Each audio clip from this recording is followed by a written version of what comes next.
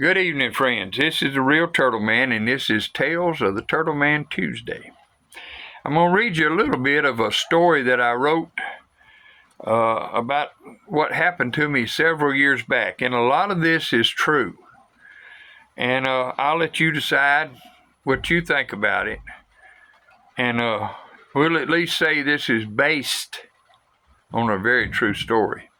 A guy had a 6,000 acre tract of land that he needed trapped, and I needed the services this man could give me.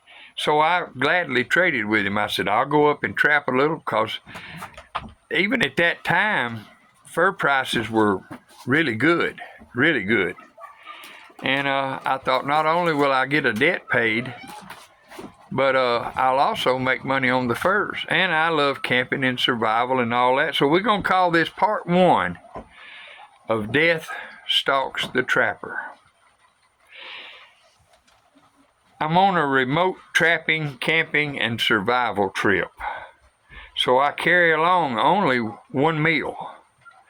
I carry coffee, flour, lard, and a few medicinal supplies, along with my traps, rifle, axes, and just such survival stuff. Well, the first day I'm setting up camp and I'm in a hurry because there is a storm coming in fast. I get camp set up, firewood gathered, and a fire started, and the wind is picking up so quickly that I know rain and snow is on its way and the temperatures are dropping fast. I tuck in early, me and my only companion, my dog Major. He is a German Shepherd cross, and he is as loyal a friend as you'd ever find. So he is my constant companion. I wake up early, get me some dry wood for my wood cache, and I start a fire. After breakfast, the only meal I brought, Major and I are off to set beaver traps. Not a half a mile from camp, a pretty good-sized tree has been blown across the road that I came in on, and there is one way in, one way out of this 6,000 acres. All right, it's pretty rough.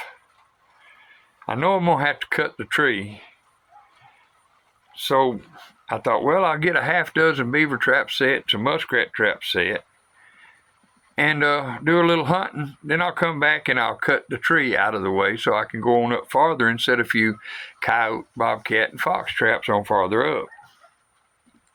Well, I got a few squirrels for supper.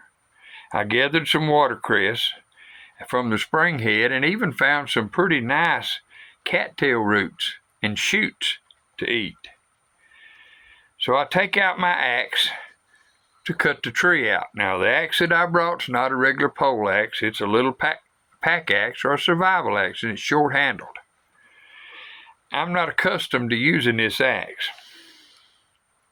Halfway through the first cut, I change position, and my first swing is just short of the tree, and it glances off, and that axe buries in my knee.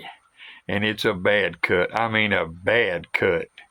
Oh no, not here.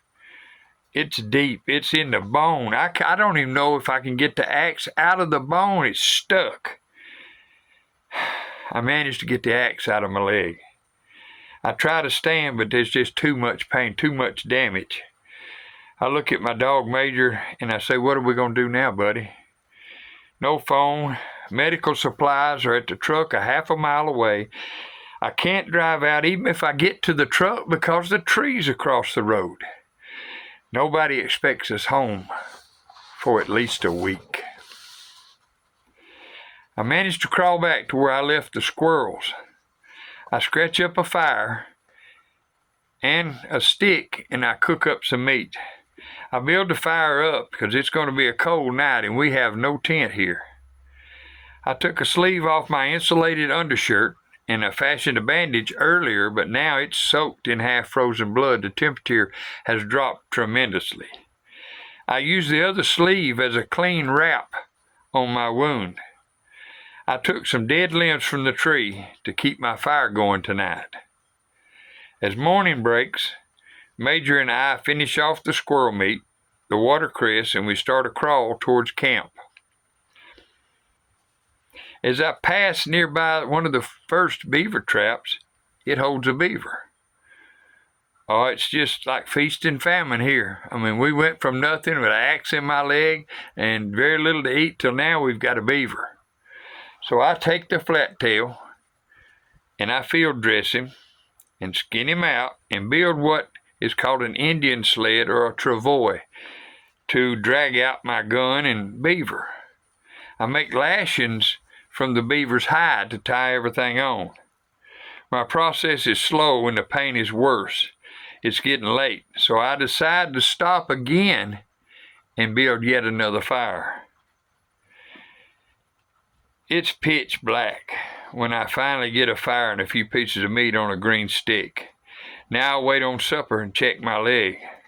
Oh man, does it look bad. It's swollen. Red streaks are running everywhere. It's not bleeding, and that's good because I lost a tremendous amount of blood. As Major and I eat our meal, a lone coyote sings his greeting on his nightly hunt. I kick up the fire, and just as I'm drifting off, terror strikes. I hear growls. Something close. Major hears it and growls at whatever it is. I hear breathing and growling from several animals around us. The fire has burnt very low. It's just very, very few coals now, and it's not scaring whatever's out there. Major lunges up, and as he takes off, I scream, "Major, no! Major, stop!"